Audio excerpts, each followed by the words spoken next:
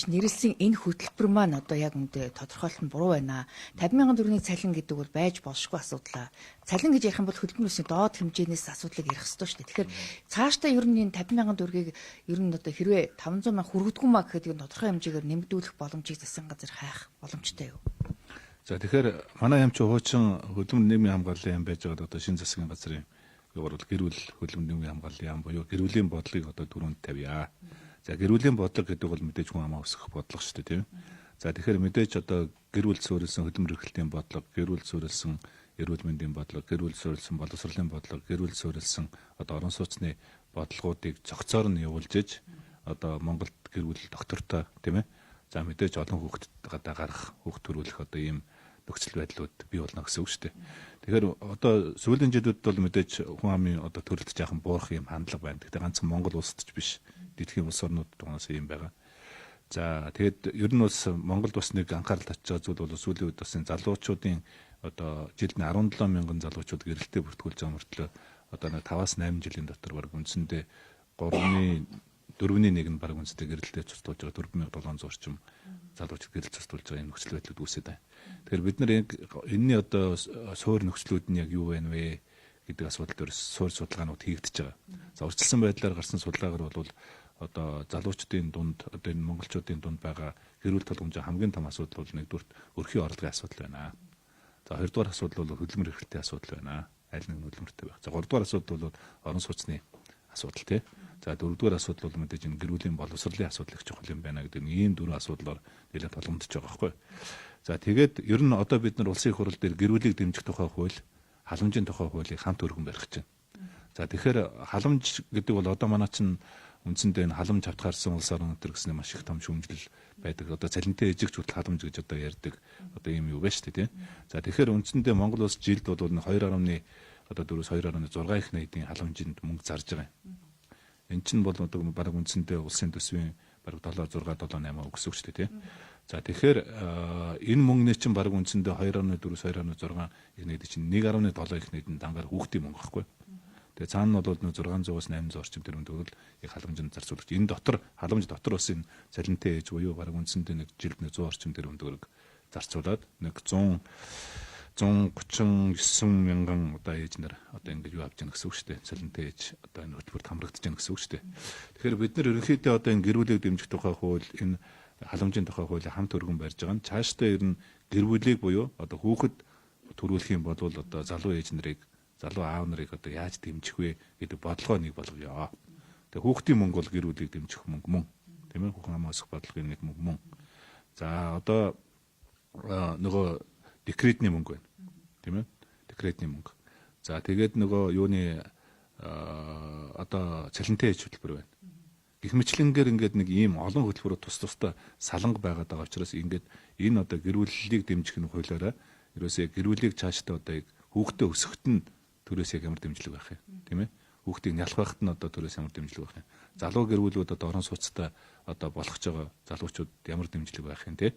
За тэгээ мэдээж хамгийн гол бол нөгөө татврын дэмжлэгүүд одоо хүүхдийн тооноос хамаарсан хүн амын одоо орлогын албан татврын дэмжлэгүүд ингээд ийм хэлбэрээр одоо дэмжлэгүүд байх юм байна гэдэг цогцоор нь одоо бид нар яриад ингээд удахгүй одоо улсын их хурал дээр ягчаал хилцэж जैन л да тийм. Тэгэхээр одоо аль нэгэн улсын их хурлын гишүүнүүд одоо нэг хэсэг нь хүүхдийн мөнгө барьж аваад нөгөө хэсэг нь одоо цалинтай ээж гэдэг хөтөлбөр барьж аваад ингээд яваад иж болохгүй л дээ. Энийг бол ингээд цогцоор нь харж ээж одоо яг гэр бүлийг одоо нийгмийн гэр бүлийн нийгмийн хамгааллыг цогцоор нь одоо яаж хамгаалж ээж гэр бүл доктортой амьдрах уу, гэр бүл одоо үр хүүхд төрүүлэхийн сонирхлыг төрүүлэх гэдэг чинь Монгол төрийн бодлого байх хэрэгтэй шүү дээ. Тэгээ энэ хүрээнд л одоо бид нар тооцоо судалгаанууд хийж байгаа. Яг энд сүүлийн үед яг ингээд нэг энэ хүмүүсийн юу татаад байгаа анхаарал татаад байгаа зүйл бол анханасаа энэ хөтөлбөр чинь өөрөө цалинтай ээж гэдэг нэртэй гарч ирсэн учраас өгж байгаа 50,000 чинь цалин биш ээ. Тийм ээ? Энэ бол одоо тэтгэмж. Тийм учраас магадгүй одоо энэ няран тэтгэмж гэж одоо өөрчлөх хэрэгтэй юм уу те. Заавалчгүй одоо ингээд энэ 36 сард нэг сар бүхэн хүрэхгүй нэг 50,000 төгрөг тусааж яхаар магадгүй одоо хүүхд төрүүлээд байгаа няран үе 0-6 сар гэдэг юм уу эсвэл 0-1 жилд нь тийм ээ 1 жил 12 сард нь магадгүй одоо тэр нөгөө би одоо тооцоогоор хэлж штэ нэг 150,000 200,000 магадгүй 300,000 ч тийм үү те. Ингэж өсгөж одоо ингээд энэ хүмүүст хүрэлцээтэй болох нэг ийм л шийдлийг бид нар хайхгүй болвол одоо ч нүдээ чинь төсөв бид нар харьцангуй юм юутай байна. хязгаартай байна. Энэ жил Монгол улсын төсвөөс чинь нэгч одоо сургууль цэцэрлэг бариагүй шүү дээ. Хөрөнгө оруулалтууд нэгч хөрөнгө оруулалт хийгээгүй те. За одоо ингээд 14 мега төслөө хөдлөгё. Өнөөдөр одоо шинэ гашуун сухатын олон жил яригдсан төмөр замын холболтууд хийгдэж байна. За энэ бол нөгөө эдийн засгаа томруулах гэж байгаа нэг хүнд ногдох дотоодын нийт бүтээгдэхүүнийг $10,000 төрөх гэх асуудал. Хэрвээ нэг хүнд ногдох дотоодын бүтээгдэхүүн $10,000 төрөх юм бол Монгол хүний цалин чинь дор хаяж $1,000 болно шүү дээ. Тэрнтэй уялдуулаад улсын төсөвч гэсэн одоо тодорхой улсын төсвийн орлогууд нэмэгдэх ийм боломжууд гарч ирнэ тийм ээ. Тэр үед одоо бид нар ингээд яг энэ гэр бүлийг дэмжих бодлоготойгоо уялдуулж одоо цаашдаа үнэхээр одоо няран дэмжлэг гэж байх уу, хүүхд өсгөх дэмжлэг гэж байх уу, хүүхд асрах зардал гэж байх уу те. Энэ бодлогуудаа ингээд зөв яваа. Тэр нь одоо энэ залуу гэр бүл рүү чиглэсэн ипотекийн одоо бодлогуудыг бид нар удахгүй зарлах гэж байна тийм ээ. Орон сууц анх удаа ерөөсөө орон сууц худалдаж авч байгаагүй.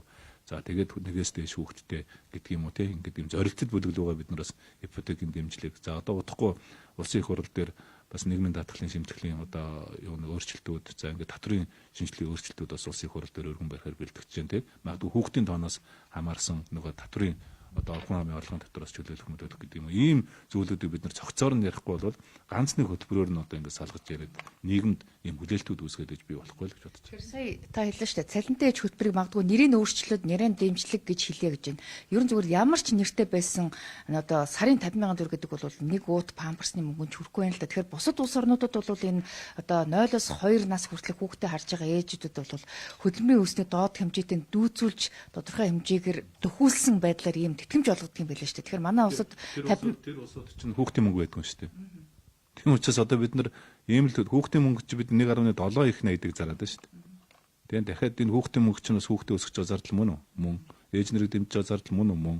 За тэгэхээр одоо 1.7 их найдаг зарж байгаа хүүхдийн мөнгөн дээр дахиад дээрэс нь одоо ээжэд цалин одоо хүүхдээ өсгөж байгаа ээж цалин өгнө гэдэг бол бас л одоо том ачаалал ирнэ шүү дээ. Мэдээж одоо бид нар залуу хүүхдээ өсгөж байгаа ээж нэрээс одоо Монголын төр тийм ээ татвар төлөгчдийн мөнгийг одоо харамлаад байгаа хэлбэр биш шүү дээ. Тийм ээ бид нар нөгөө цаашдаа тэгэхээр нэран тэтгэмж гэж хэрвээ нэрийг өөрчлөх юм бол та түр хэллээ шүү дээ. 50,000 төгрөгийн магадгүй 150-аас 200,000 төгрөг болгож нэмэгдүүлэх боломжийг засгийн газар хайна гэж байна. Тэгэхээр одоо улсын хуралд оруулж ирэх гэж байгаа энэ халамжийн хуулинд энэ асуудлыг яаж зохицуулах вэ?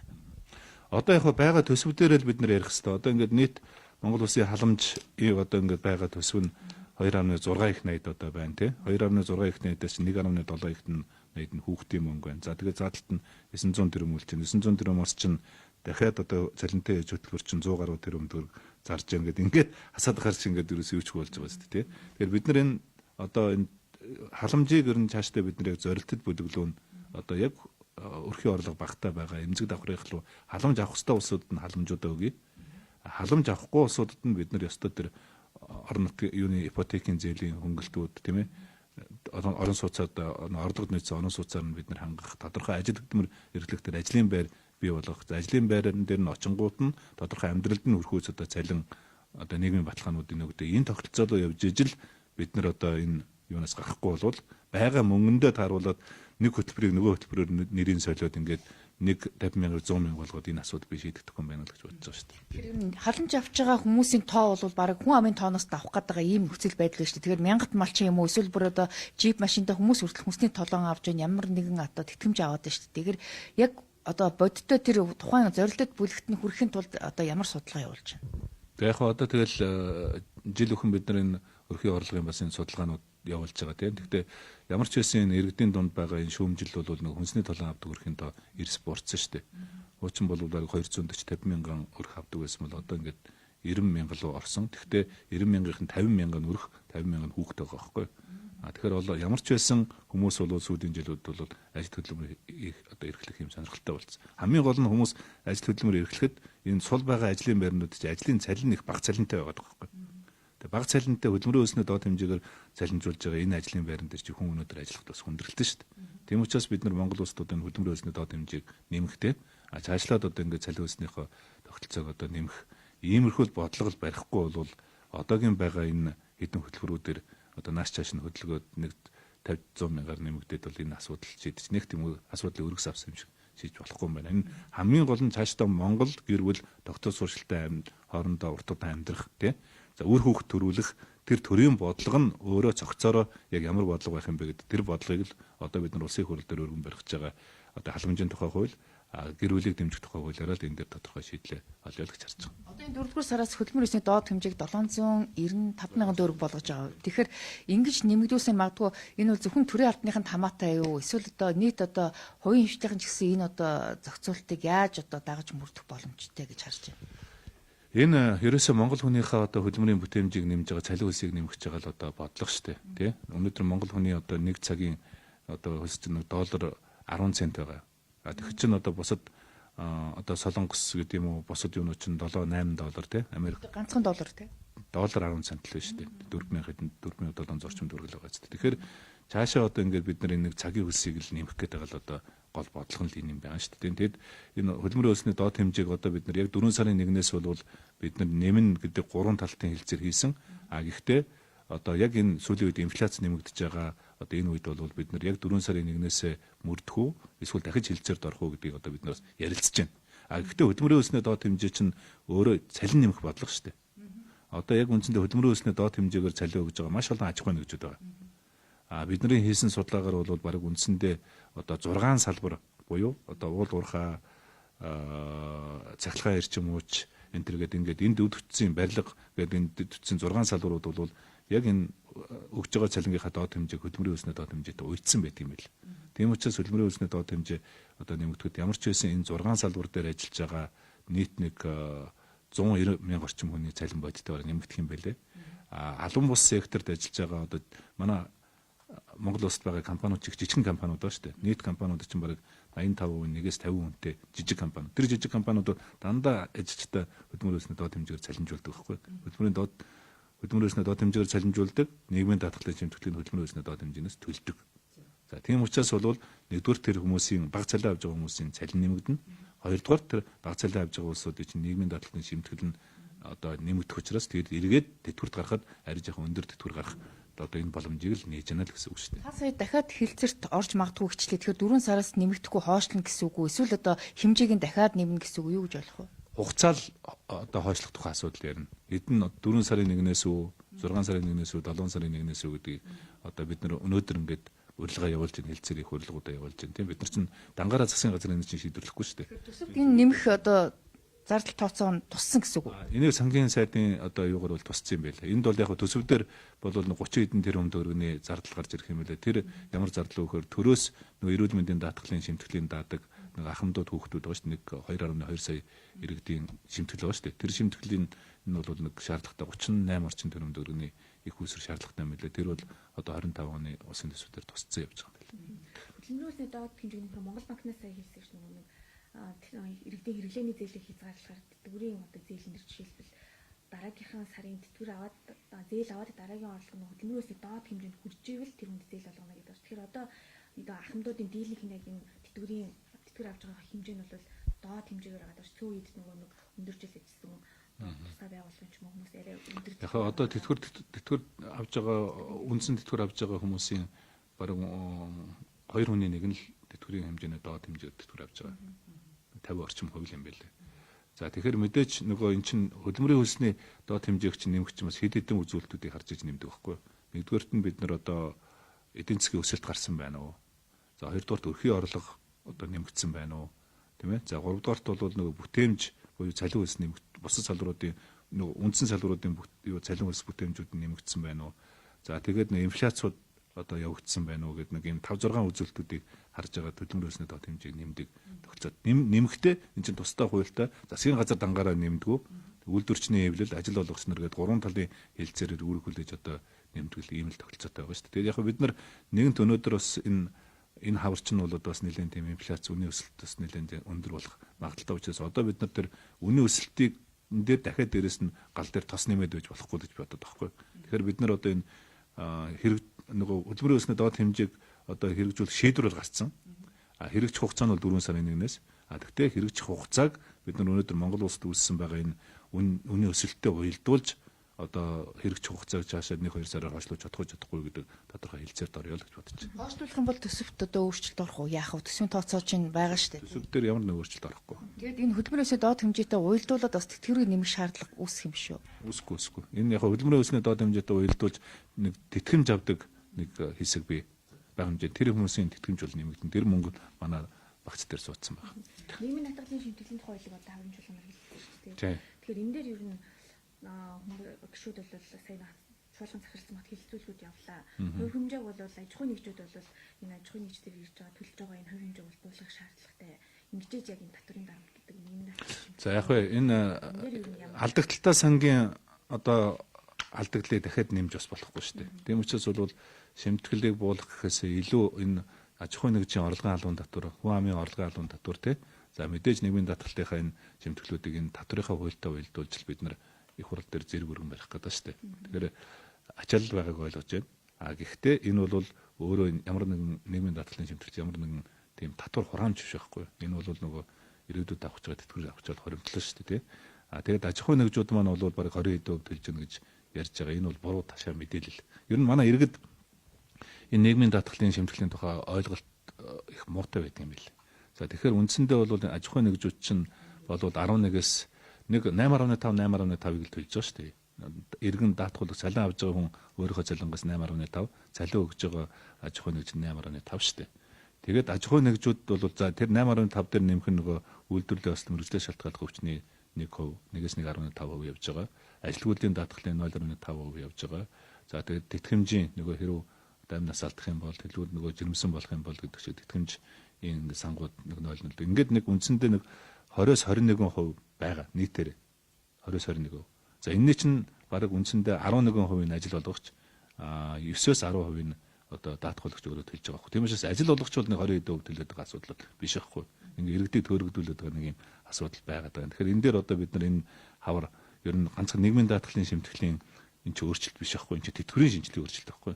Тийм учраас цаашдаа монголчууд одоо ингээд насаараа ажиллаад насаараа нийгмийн даатгалын шимтгэл төлөөд тэтгэврт гарахдаа хамгийн багаар тэтгэвэр тогтоолгоод одоо ингээд бага тэтгэвэр авдаг тогтолцоотой явах уу? Тийм ээ? Эсвэл одоо тэтгэврт гарчаад олон их усрээс тэтгэвэр авдаг, тийм ээ? Өөрийнхөө ажилласан жил нийгмийн даатгалын шимтгэлтэй уялдуулж одоогийн байгаа тэтгэврийн тогтолцоогоор тэтгэвэр авдаг. За суур тэтгэвэр авдаг, тийм. Дахиад одоо хувийн тэтгэврийн сангаас тэтгэвэр авдаг юм 3 их усрээс одоо тэтгэвэр авдаг энэ тогтолцоо бол одоо бид нар шилжүүлээ. Нэгдүгээрт, хоёрдугаарт өөрсдийнх нь өнөөдөр төлөөд байгаа тэр шимтгэлээр чинь өнөөдөр тэтгэвэр авж байгаа улсуудын тэтгэврийг тавиад байгаа одоо хуваарлтын тогтолцоо байхгүй. А хуваарлтын тогтолцооноос бид нар хагас хуримтлалын тогтолцоо гэдэг нь өөрсдийнх нь төлж байгаа шимтгэлийн тодорхой хувийг өөрийнх нь дансан дээр хуримтлал болгож хадгалаад тэр нь тэтгэврт гарахтаа тэр мөнгө авч болно. Ипотекийн зээл авахд тэр мөнгөийнхаа урьдчилгааг ашиглаж болно. Эсвэл ямар нэгэн байдлаар эрсдэл үүсгэхэд одоо гэр бүлийнх нь гишүүд нь үр хүүхдэнтэйг өглөөд аваад явдаг. Ийм л тогтолцоолоо бид нар шилжүүлэх гэдэг байна шүү дээ. Тэгэхээр 2% нь одоо сар бүр одоо тэр хуримтлалын одоо дансанд нь шилжүүлж байгаа юу? Энэ онд гэхэд одоо энэ өнгөрсөн оноос бид нар ингээд энэ хуримтлалыг үүсгэж эхэлж байгаа шүү дээ. Гэхдээ яг энэний алдаа нь юу байсан гэхээр ингээд бүх насныханд адилхан одоо хуримтлал үүсгэх гэж оролдож байгаа. Энэ бол буруу юм байл. Бусад улсууд бол одоо наснаас нь шалтгаалаад одоо 80 оноос хойш төрсэн, 90 оноос хойш төрсэн, магадгүй 2000 оноос хойш төрсэн гэдэг одоо ийм тогтолцоотой яваад байгаа. Ягаад ингээд насаар нь ангилдаг юм бэ гэхээр 2000 оноос хойш төрсэн залуучууд ч одоо 25 настай байна тийм ээ. Тэгэхээр 25 настай нийгмийн даатгалын шимтгэл төлөөд явж байгаа энэ залуучууд бол дахиад 20-30 жил нийгмийн даатгалын шимтгэл төлөгч шүү дээ. Тийм учраас өнөөдрийн төлж байгаа тэр одоо 17%-аас нь магадгүй 10-12% нь шууд өөртөө нь хуримтлалт болох тий. За магадгүй одоо 90 оноос хойш төрсний одоо 17% нь магадгүй одоо 6-аас 7% нь хуримтлалт болох. За 80-аас хойш төрснүүдийн магадгүй 2% нь хуримтлалт болох ч гэдэг юм уу тий. Ингээд нэг ийм бус тус орнууд ч ингээд манайх шиг хавтгааруулж хуримтлалт үүсгэдэг. Яг одоо нэгдүгürt насаар нь ангилдаг, хоёрдугаарт ирээдүйд төлөх байгаа нөгөө шимтгэлийн он жилүүдэд тий насжилтаа нь уялдуулж энэ одоо хуримтлалуудыг төлж байгаа шимтгэлийн одоо шимтгэлтэй нь уялдуулж хуримтлалууд үүсгэх юм байлээ. Тэгэхээр энэ юмнуудыг л бид нар зас залруулъя л гэж хараад байгаа шүү дээ тий.